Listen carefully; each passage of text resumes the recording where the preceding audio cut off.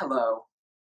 Yes, I am going to be reviewing the new album by Lady Gaga that is titled Chromatica. It is LG6. Thank you for clicking on this video. I'm going to be sharing my opinions on this record, my thoughts. Bear in mind, they might be a little bit controversial. When it comes to Lady Gaga, seriously respect her craft, seriously respect her artistry, her vocal talent, her passion for music, the way that she always pushes the envelope. And that sometimes pays off for me. Sometimes it's a little bit of a dissonance for me in that I really, and I'll get into this, but I just, feel like I need to forewarn that this video is not all going to be through rose-colored glasses when talking about this new record. I really wanted to get my thoughts together because I had a lot to share. And so hopefully it all goes down, smooth sailing here. I don't want to upset people. Remember, this is just my opinion. But before I get into that, I do want to just say that yes, if my channel, you'll notice that this is a different background. I have been sort of forced to film in my basement. And so I actually don't hate this setup. It's kind of weird that I have a Christmas wreath there, but whatever. This for this video. It might be like this in future videos, but I know that it's not my normal backdrop. It's nice to change things up. Why not? So yes, Chromatica album, the sixth studio album by Lady Gaga. Tony Bennett said, "Lady, boy, isn't this an amazing project?" He, wrote on Twitter to congratulate her on this record. And I thought, Tony, I don't know if Lady is so much on this record as Gaga. And I think that's the big takeaway, that for so many little monsters, for so many Lady Gaga fans over the years, seeing Stephanie Germanotta return to her dance floor roots with an album that we haven't really heard an album like this from her in almost a decade. 7 years since Art Pop. So much has changed in the music industry, more importantly in her career. The narrative of her career is really fascinating to me. There's definitely and I will admit, a longing and a nostalgia when it comes to Lady Gaga's early dance music. The Fame Monster. These albums were iconic. For me, when I was in high school, they solidified my love of pop music and dance music. And I was obsessed with it. And I was obsessed with the whole shtick, the whole sort of over the top, over dramatic performance art aspect of her performances. There was a lot of makeup, there was a lot of wigs, there was a lot of costuming, there was a lot of over the top drama, but I lived for it. It felt so fresh and full of statements that really I feel like went over the average person's head, which made you feel like you were uncovering something so much more than its, aesthetic package. But it was also, at the end of the day, just so aesthetically pleasing so much of the time. The Jonas Ackerlund videos, the Stephen Klein videos, the visuals she would wear, the Alexander McQueen outfits. We carried that into Born This Way, which I will say Born This Way is my all-time favorite Lady Gaga album. I've reviewed it on this channel. I am unapologetically a Born This Way stan. That album was monumental in that it really had something to say that was not so abstract. It was more clear what the message was. And yet we still had an album that was full of that shtick, full of that art house, kind of pretentious, but at this time a little bit more raw, down and dirty presentation of the life of Lady Gaga, but also Stephanie Germanotta. We started to see the layers peel back. We had her more going into spirituality and religion and like all of these topics, body image, self-love, the gay LGBT community. All of these things were being lifted up. Then we had Art Pop, and Art Pop was sort of like when she really decided, I want to run with the idea and concept of what my music is, and I want to make an album devoted to that. Pop and art always gone hand in hand. So I'm going to make, instead of pop art, I'm going to make art pop. She recruited, popular artists like Jeff Koons, who has made, iconic contemporary art, but full of aesthetic wonder. And so she shrouded that whole album in over the top aesthetic visual stuff, but also tried to make it a smorgasbord of deeper context and meaning. And I think some of it got a little bit lost in the mix with the over the top Zed production, the Madeon production. The craziness of that record is just like a fever dream. And then the candle of creativity kind of got snuffed out a little bit when we went and did a whole 180, not a year later, with Cheek to Cheek, the collaboration jazz record of jazz classic American standards with Tony Bennett. Now, don't get me wrong, there are some iconic songs on that record, but it's hard to even consider it a Lady Gaga record. You know, it was more of a Tony Bennett project, it was more his style, it was very PBS. But you know what? I really did welcome it. I mean, I knew that Stephanie was thrilled to do this, to work with a legend of hers, and to sing songs that I know she felt so emotively. And you know, I think it was an important stepping stone for her in that it started to introduce the general public to other sides of her that we hadn't seen. We really were starting to take her seriously as a vocalist, as a singer songwriter.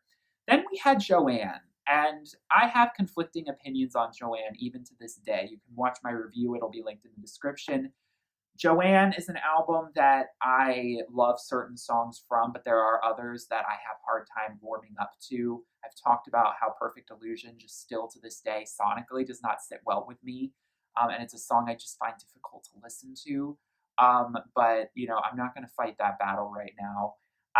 And then we had A Star Is Born. Now, Joanne was sort of like, she talks about in this Same Low interview, which was really insightful, you know, how that album was made for her father, you know, about her aunt who passed away before she was born from lupus, and how it upset her family, particularly her father, and how she felt like she just wanted to heal her family through the music she was making.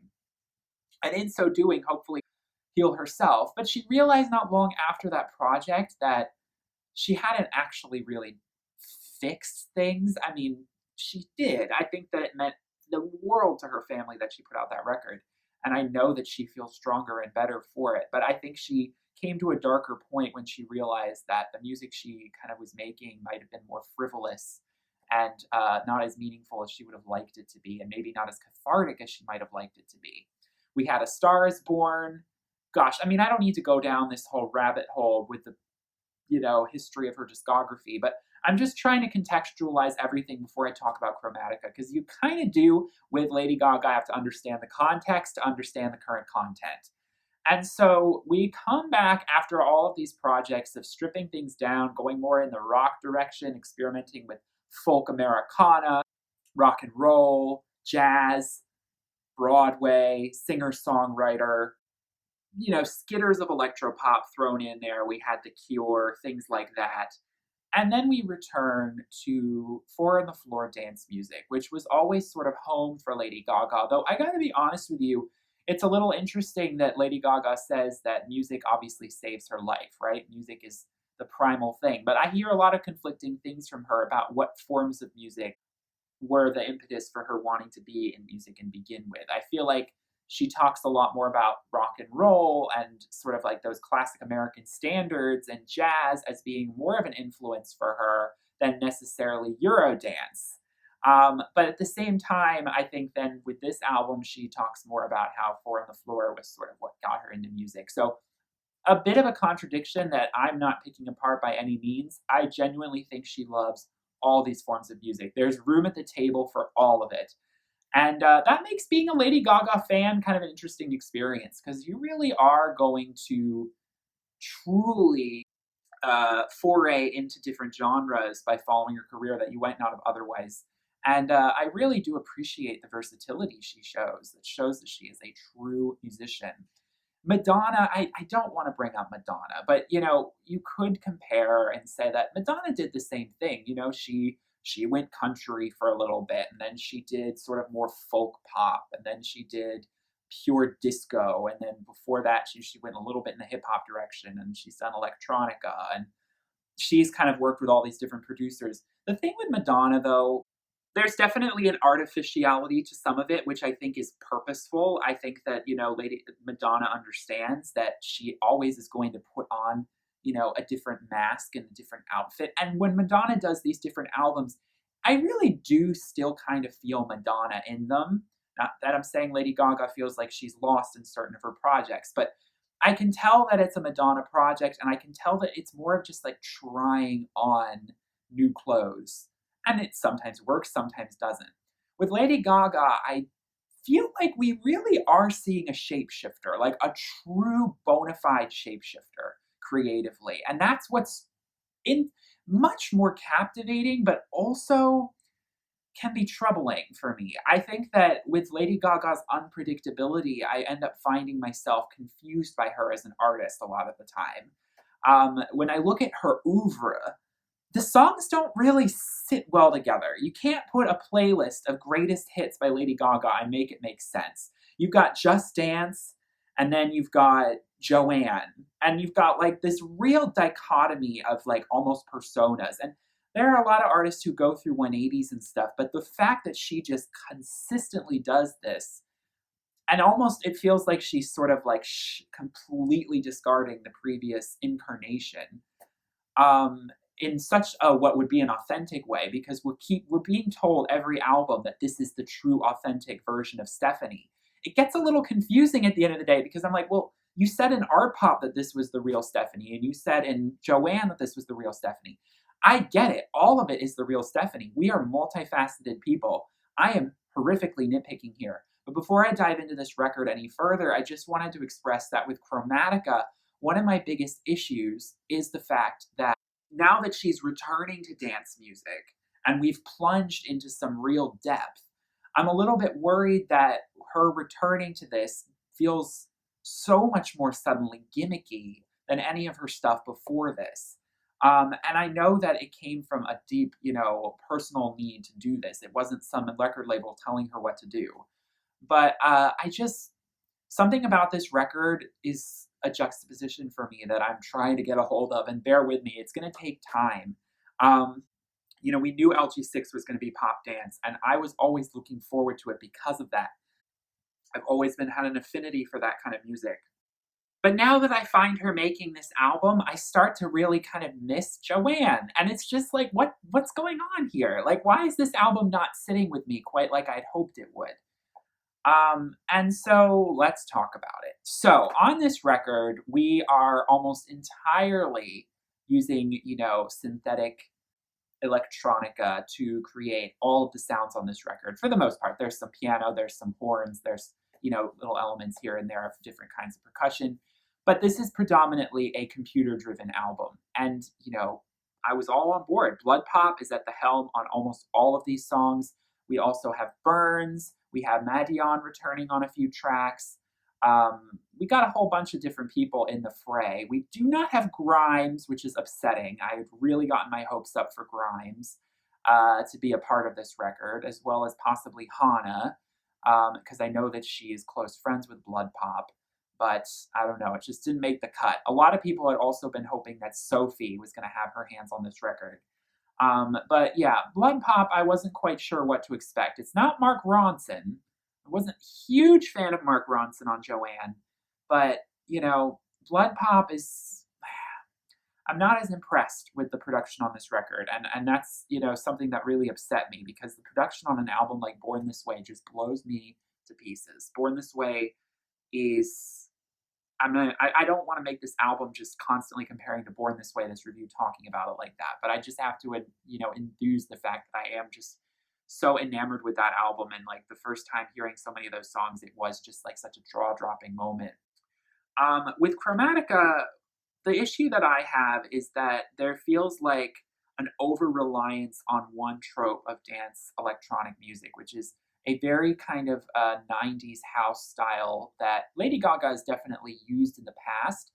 But I felt like for her past incarnations of pop music, it was just the backbone in which other things were thrown in. Orchestration, different samplings from some kind of hip-hop sample, or a lot of electric guitars.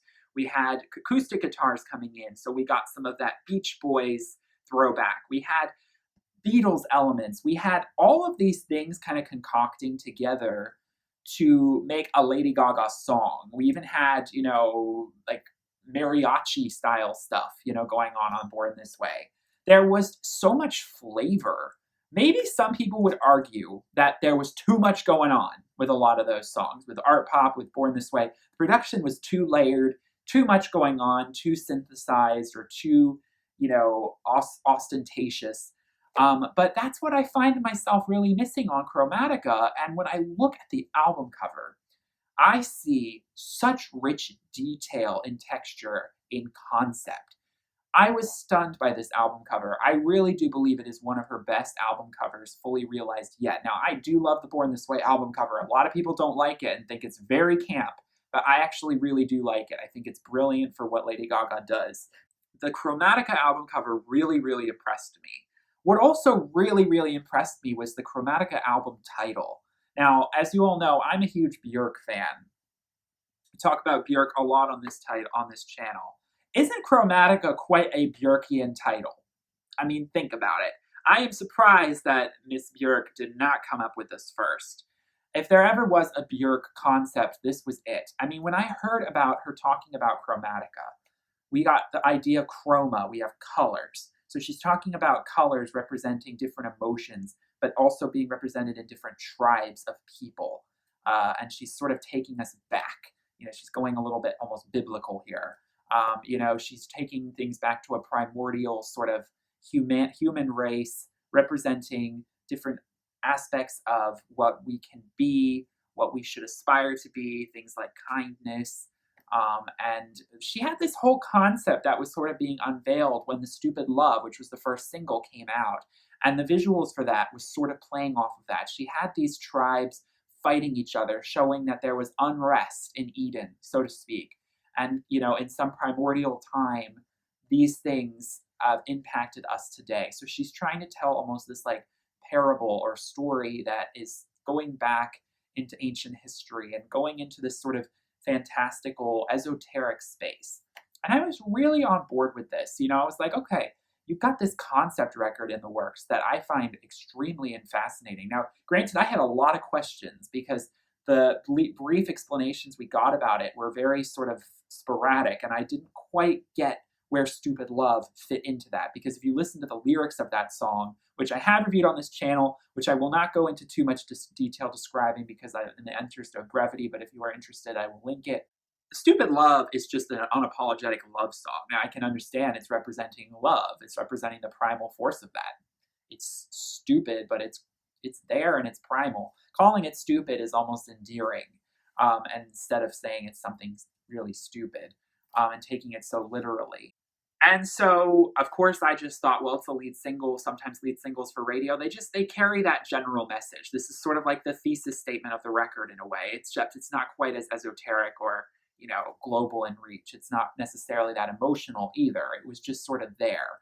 And that's how I felt about the production of it, about the lyrics, about everything about it. It was like, interesting. There's a lot of more layering going on with the backing and the bass than there are in a lot of the other dance songs we get on this record. And that was disappointing to me, that Stupid Love was actually serving us more production than so many of the other songs on this record. We then got Rain on Me, which is a song that has only grown on me. The collab with Ariana Grande, the music video really, really got me on board with this era and with the visuals and concepts. Like I said, this sort of dystopian, post-apocalyptic, but also sort of prehistory space. It's like deserts, kind of sparse, but also very sort of AI, futuristic. The marriage of those two, something that Grimes has explored on more of her recent projects and other artists like Björk have explored. And so I was like, okay, Chromatica, it's like taking us to a planet that is also a sort of a mirror of Earth, what it once was and what it will be. We're going on this journey with her, we're gonna get our life on the dance floor, but we're gonna like really sort of probe the inner psyche of humanity. Like we're gonna also get kind of super esoteric with things because we're talking about color and chroma and the spectrum of color and light and love. And I was getting like homogenic vibes. I was getting utopia vibes. I'm talking about Björk albums for those of you who aren't familiar. It was like a marriage of those two concepts, but in my opinion, done way more clumsily when we actually got the final rollout. Now, granted, this album came out during the quarantine pandemic that we are sitting through, and that was not the plan at all. And so I have to be very careful here with my criticism and saying, oh, I wish she'd done more of this explaining and promo and visuals. And there was so much that had to be cut short. This album was, of course, delayed, which, if you watched my video, I had a lot to say about that. I recorded a very long video about the delay of this album. And, looking back on it, if I had known the album was only going to come out a couple weeks later, really, like only a little over a month later, I probably wouldn't have gone off so much. Because in my mind, I thought the album wasn't going to come out till the fall. I didn't think it was only going to be delayed like 5 weeks. I was so impressed that she still gave us the album before everything was sort of all clear, if that even is going to be a thing anytime in the near future. And so she was like, it's time to focus on the music. She did her amazing charity work and then shifted gears.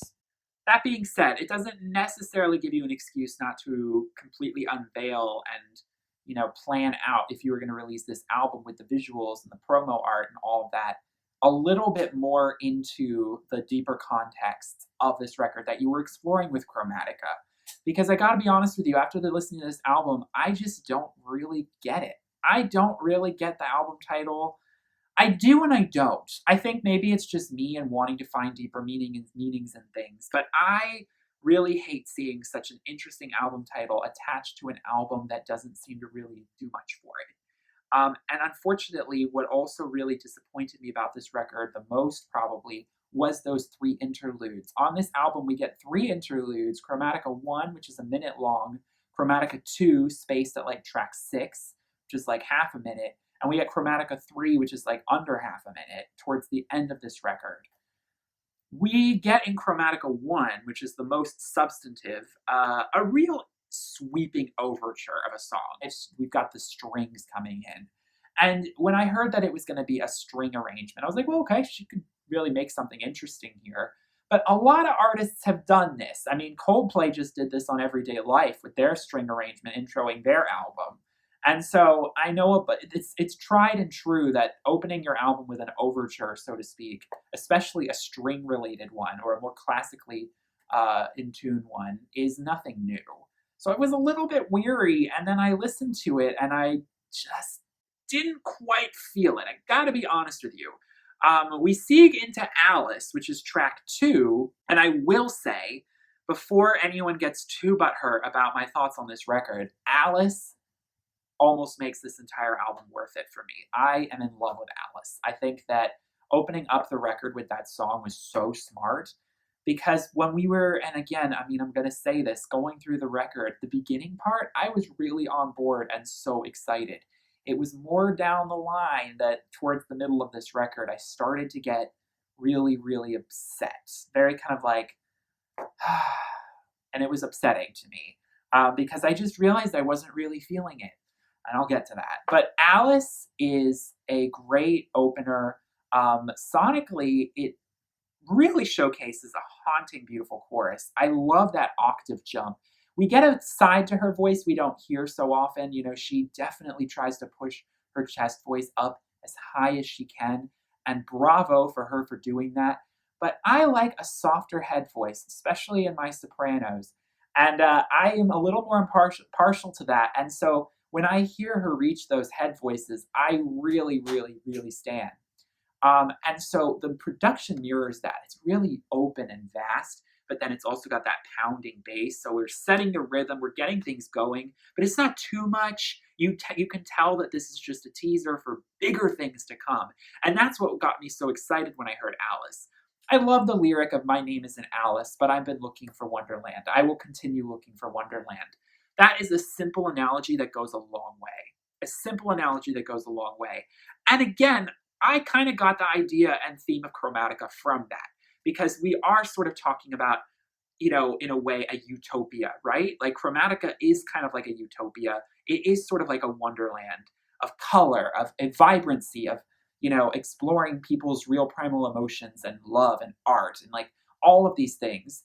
And so I got really excited about how that was sort of a portal for what I thought was going to be an album full of a lot more fantastical exploration of that, especially on the sonic side of things. And that's not really what we got. Now, we seeg into Stupid Love, talked about that.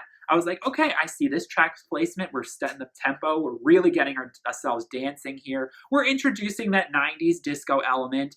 I've talked about how that song definitely feels like a Born This Way B-side. It would have fit right at home with that record, and I don't have any problems with that. Albeit, like I said, it's not a huge favorite of mine, but still, not a bad choice for a single. And then we get Rain on Me, which, like I said, has only grown on me. And with the music video, I was at that point, I was like, I'm so ready for this record. And Ariana and like Gaga on that, and she introduces that diva voice, the runway kind of aesthetic. We're getting all of the right flavors of Lady Gaga coming back. We're harkening back to Bad Romance. We're getting the current pop of today with the Ariana. Everything's coming together, and then we have Free Woman.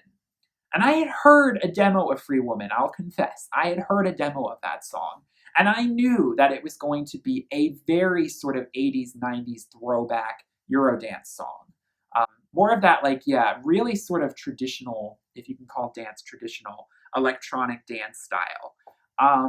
With this very simple but powerful synth chords.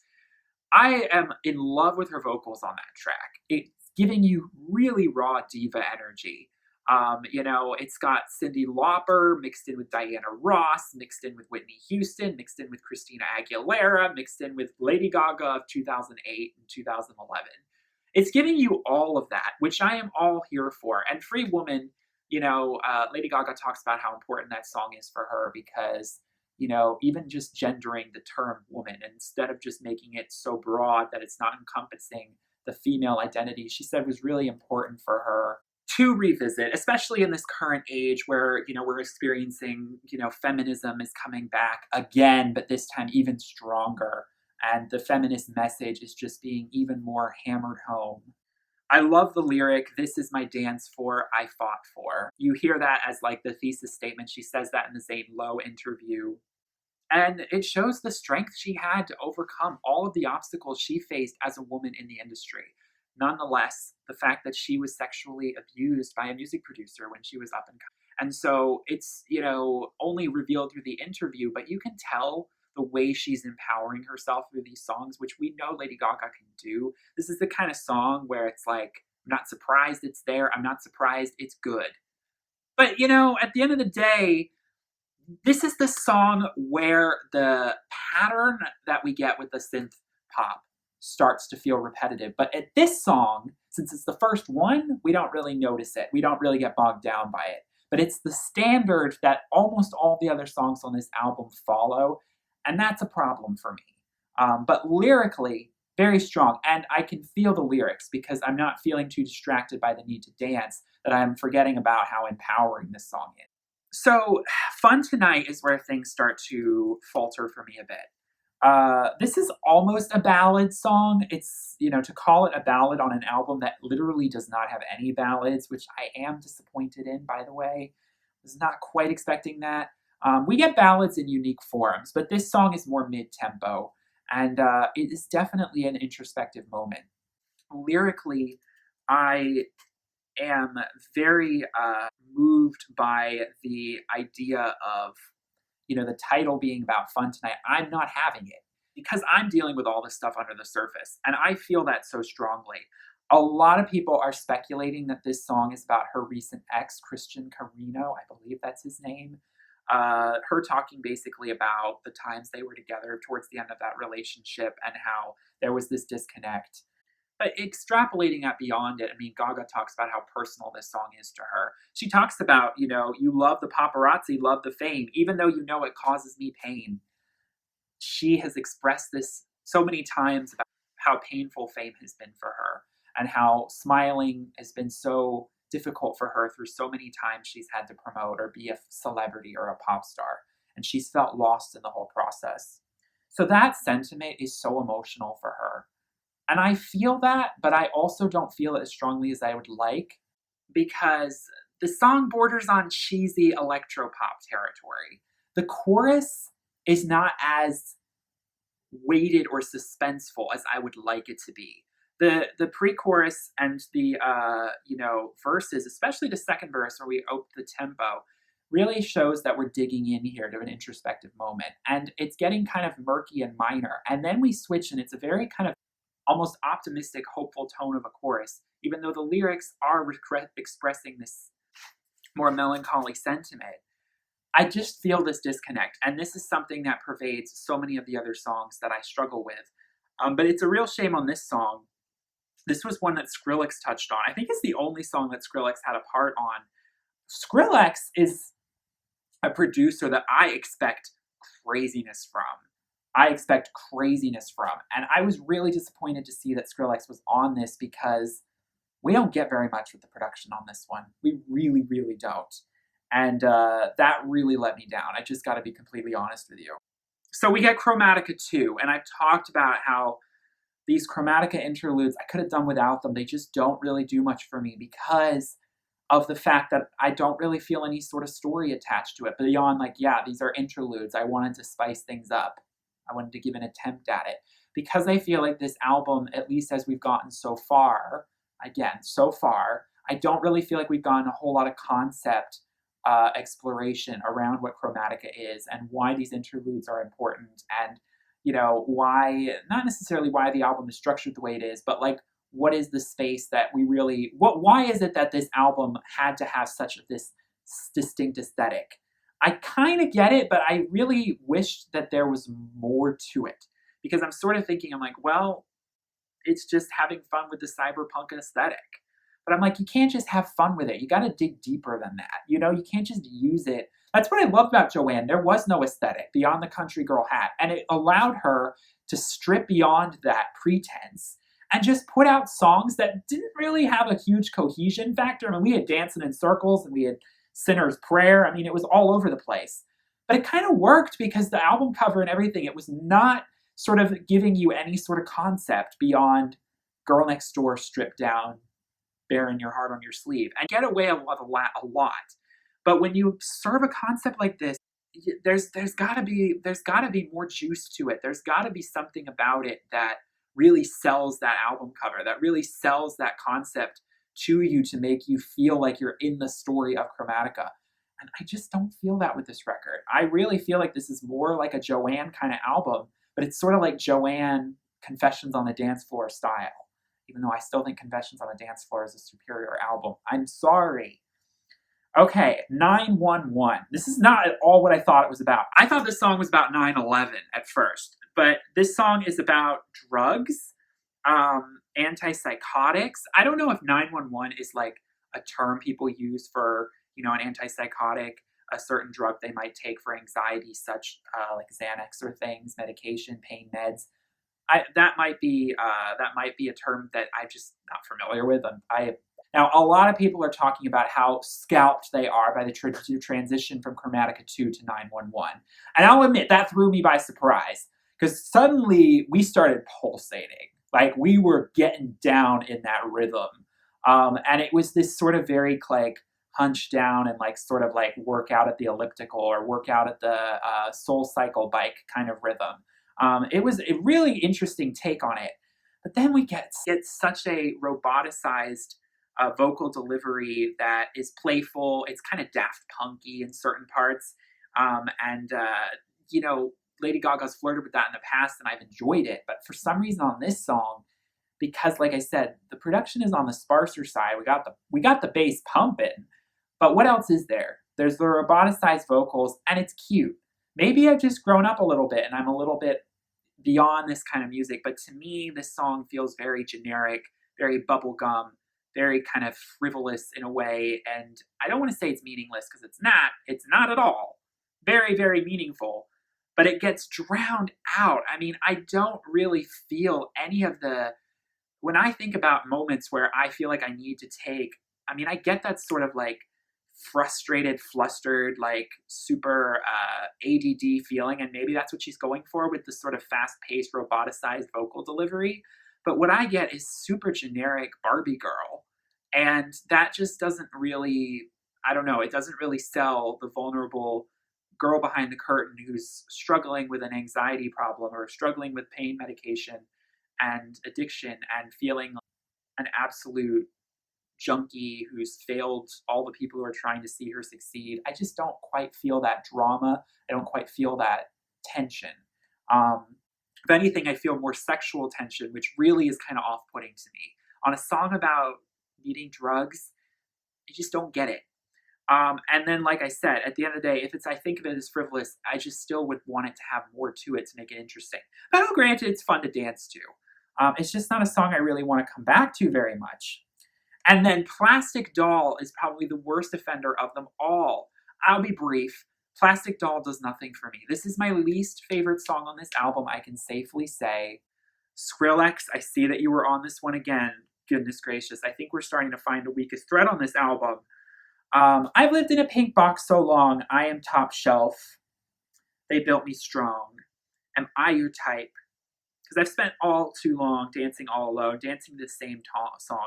I'm no toy for a real boy.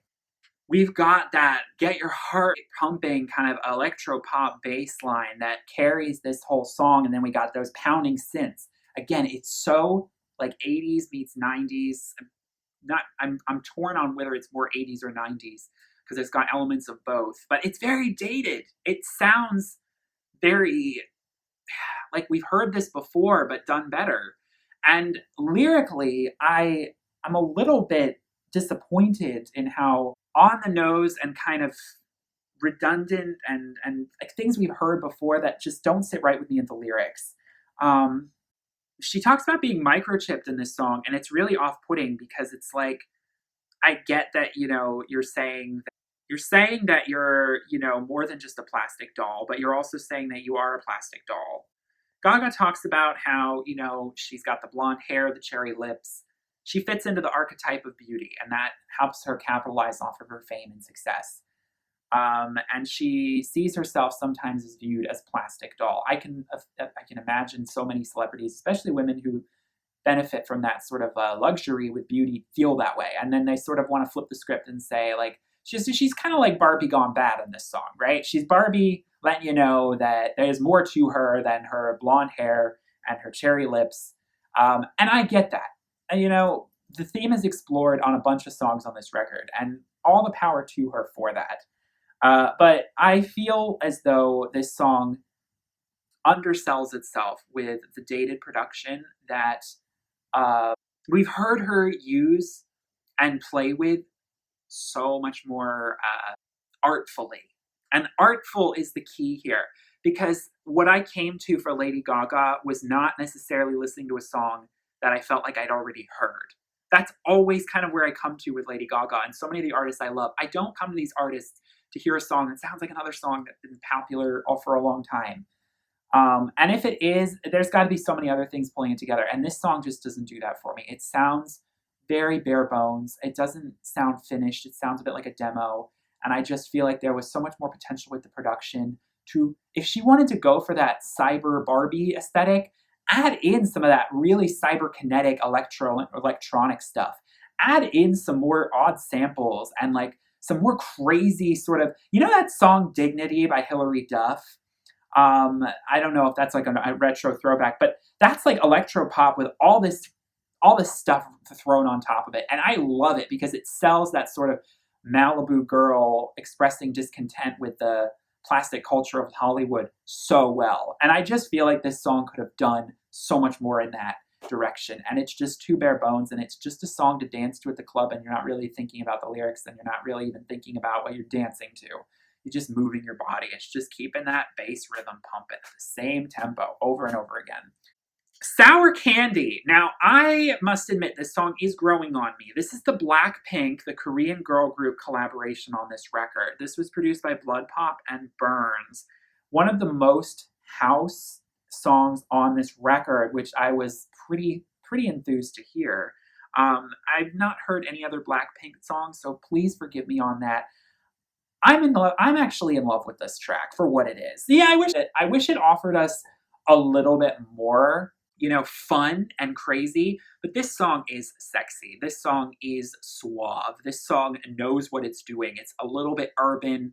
It's very slick. It's very modern.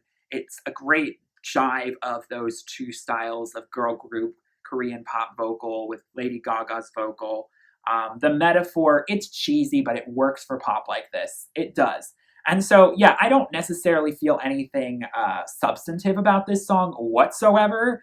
It definitely feels like one of those songs that's put together by a bazillion songwriters to just get a radio hit, and it's a collab for Spotify. But hey, with this kind of music, if it's done right and I can really get into the groove of it and it changes up the pace, I'm down for it.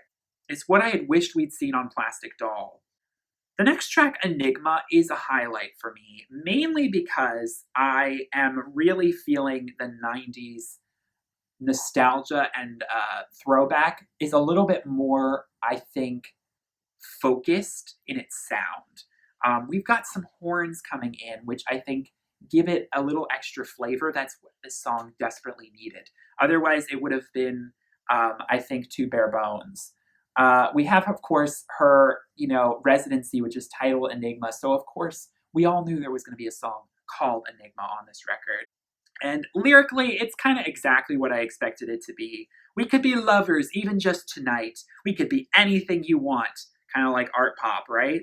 We could be jokers brought to the daylight. We could break all of our stigma. I'll be your enigma. So, again, like a thesis statement song about Lady Gaga's art persona, which I wish we saw more of on this record. So, I'll just say it there. I'm definitely feeling the gay club come together, sweat it out 90s vibes.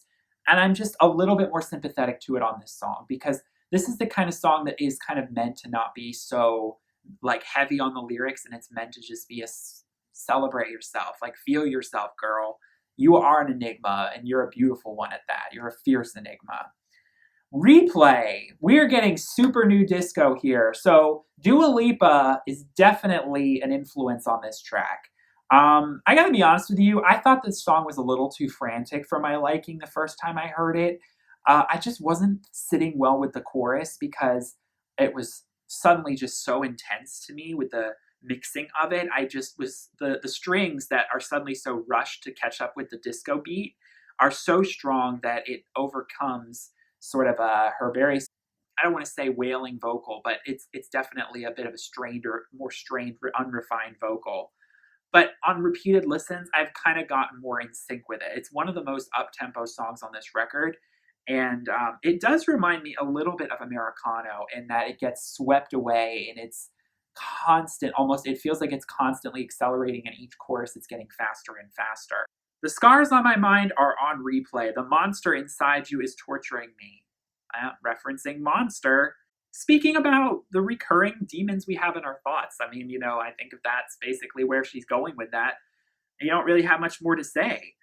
Definitely the definition of sweating out the demons. We have Chromatica 3. Don't even get me started. That's a nothing. That's 27 seconds of nothing. And then we have Sign from Above, the duet with Elton John.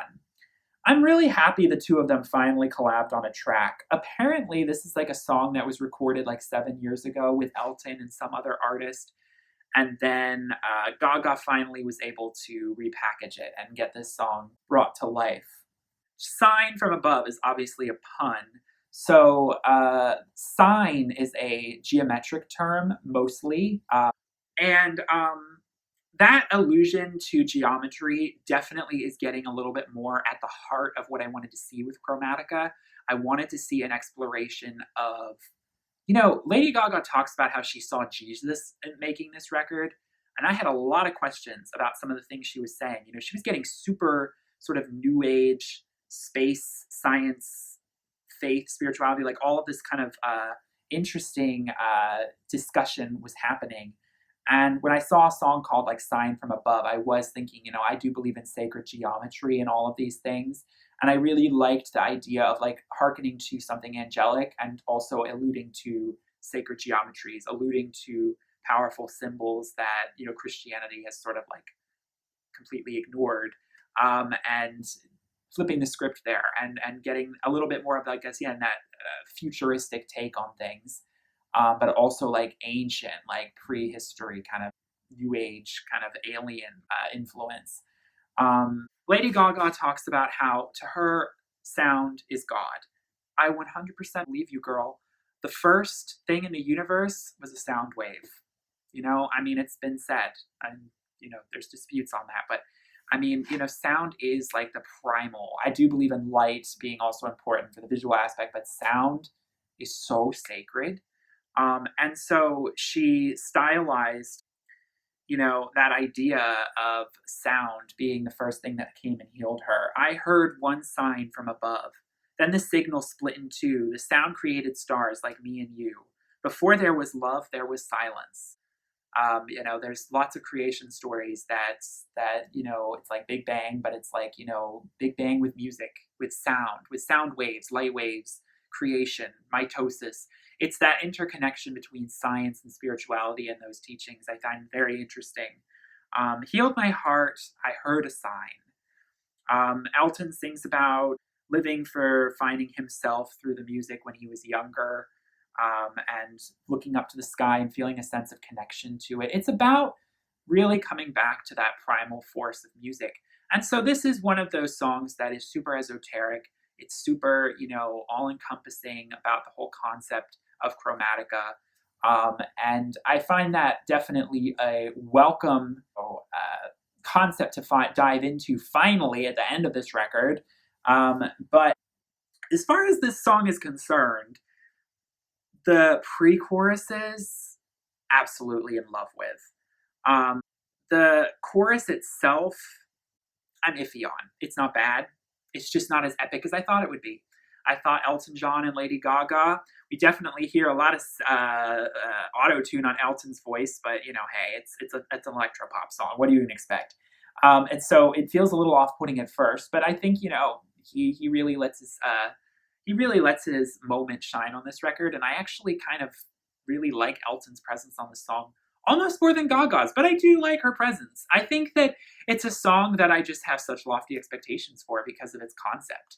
And so in the end, it was a little simpler than I would have liked, but hey, sonically, not as much going on as I would have liked, but it's okay. Would it be called an amen break? The dubstep drum breakdown at the end of this song literally made me feel like Matrix was glitching. I thought that some other song had started playing in my browser. I was so confused. Again, I'm going to throw in a Björk reference, but does anyone know the song Crystalline? Crystalline? That has a similar end, like an outro, and I was like, girl, what are we doing here? I was definitely thrown off by that because, like I said, the production on this album was pretty safe for the most part. And so when you throw in production that's suddenly very different, this was a Burn song and a Blood Pop song. I was a bit thrown off by that. It just oddly fitting. It didn't quite fit. It's almost like just be consistent here. If we're gonna just be, traditional four on the floor, then just stay that way. Let's not break that. But then when we do in these weird moments, it's very kind of unexpected. And I just wasn't quite sure if I felt like that was necessary. I guess there's some sort of interesting ending would have been interesting, but the song doesn't quite end on the angelic high note I thought it would. But then we have 1,000 Doves, which again I thought was going to be more of a ballad. But if you think of this song as an uplifting power ballad that's a little more up tempo, it kind of gives you that energy. This is such a Eurodance song. If anyone is familiar with Eurovision, Eurovision has songs like this every single year. This song is 100% made for Eurovision. It is so 90s, probably too 90s. And it's definitely taken some listens to grow, but it has grown. House disco, pulsating us through this very belting vocal. Because inside we are really all made the same. In life, waiting's just a stupid game. Lift me up, give me a start. Because I've been flying with some broken arms. I love in the third version of this chorus, she really lets us hear that softer head voice. Oh, I wish we got more of that on this record. Lift me up just a small nudge, and I'll be flying like 1,000 doves. It's the same, we lift us all up together. You lift me up as the fans. I find myself floating on cloud nine when I'm performing for you guys. I'm vulnerable. She reveals that in the verses. I cry more than I ever say, but your love comes and saves the day. That's kind of song that could be devoted to your fiance, that kind of person who gives you that strength to keep going. I appreciate this song. I see it. I'm really starting to grow to love it. because it does. It feels like it's soaring. It feels like I see cotton candy clouds when I visualize the colors and hues of this song, and I see its place towards the end of this record. But what really kind of switches things up is ending on Babylon. This is don't want to use the word reductive, but this is a song that Vogue is definitely hearkened to with the traditional 90s house piano chord style of delivery here. Now she's using the ancient city of Babylon as a metaphor to talk about gossip. Babble on, that pun is used. Some of these lyrics, I gotta be honest with you, they're kind of cringy. You can serve it to me ancient city style. We can party like it's BC with a pretty 16th century smile. I'm like, girl, what are we doing here? Like, this really sounds like Lady Gaga just doing autopilot Lady Gaga, but like in a very hollow, superficial way. Like, it sounds kind of cool for you to use this metaphor and run with it, but girl, it sounds kind of ridiculous. Like, it's not that deep. I was thinking with Babylon, we were going to get something that genuinely was kind of going back to that, back to the roots of civilization and language. And I thought we were going to kind of more comment on that. But instead, we're kind of using Babylon as just an excuse to Vogue and strut it on the runway and talk about that, talk that shit, basically. It's one of the most RuPaul's Drag Race songs on this record for sure. And all of these songs are very drag race, and nothing wrong with that. But I wanted something a little more than that. I wanted a little more than a song that you can just play on a drag race runway. And so, because, and to be completely honest, a lot of these songs aren't quite so art fashion house as I would like. And yeah, this song, I don't know what I think about it. I don't hate it, but I wish there was more going on with the production once again. I feel like Gaga is sort of underselling her ability to make camp really, really something extra. Something she did do pretty well on board on Art Pop. I'll give her that. But I feel like songs like Black Jesus, they sell this so much better. And or Shiza, for example, off of Born This Way, they really kind of sell the bubblegum runway aesthetic in a more interesting way. And at the end of the day, that's just what it comes down to. This does feel a little reductive. Not saying she copied Madonna. I'm not saying that. But for me, it just does not. Apparently, there are samples, by the way. There's some samples on this song. So, and, she talks about being in love with gossip and how gossip can, in a way, it's a part of us that we can't hide from, and people are going to say what they're going to say, and you just got to dance. So look, the aesthetic, I get it, run with it, but I think that there was more to be worked with. And again, that's where I feel about this whole project. I just feel like it was underselling the concept. I feel like I'm left sort of kind of looking at the album cover and thinking like, this album wasn't quite as raw and electronic as I was expecting. When you look at that album cover, you see all of that, grunge aesthetic. You've got like the wires, and you've got like the industrial equipment, and it's like dark and kind of murky. And then you've got the pink, which is definitely represented. There's the plastic pink, colorful, lighter stuff. But where's all that other murky stuff? Where is any of that on this album? We don't get very much of that. And yeah, the lyrics explore that. But especially with an artist like Lady Gaga, who is pitting this as a dance album, I get the whole I want to just dance through the pain. But for me, dance needs to be more than just a physical movement. Dance needs to be incorporated as a way to sell the aesthetic. Dance needs to be a way of selling the visual. Dance needs to transport you more into another space instead of just providing a beat for you to pump your fist to, And so for me, the transportation just didn't really happen. And I wanted to go to Chromatica. I really wanted to explore this place, but I don't really feel like I know what Chromatica is. Now, granted, like I said, we've got more visuals to come. I'm sure she's going to unravel more of this concept for us with future singles. And so it's a bit preemptive of me to just jump the shark and say, like, oh my God, Where is the whole concept? Because I understand it's being unveiled slowly, but still, when the album hits, that should really be where a lot of it all feels like it's coming together. And at the end of the day, I say this all with love because I really do love Lady Gaga and I love what this album represents.